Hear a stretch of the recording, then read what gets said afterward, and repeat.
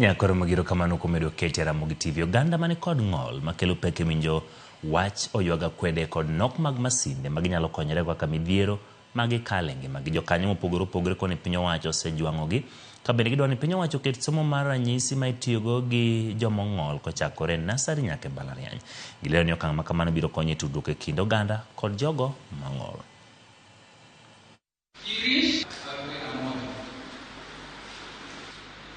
Kufikia mwaka wa 1974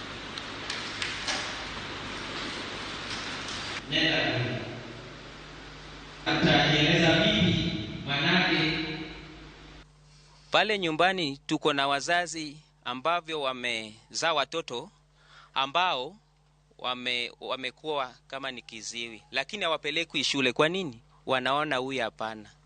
Wanachukua wengine wanawapeleka. Mimi naona saa zingine nimejaribu chini kuongea na wazazi hawa, lakini wakubali, lakini napata ni vigumu. Wengine wanaacha shule. Wako wengi pia, naona wengi wako kule kijijini. Mawasiliano yanakuwa changamoto kubwa. Cha pili, kupata kazi. Cha nne, elimu pia ni shida. Ya nne,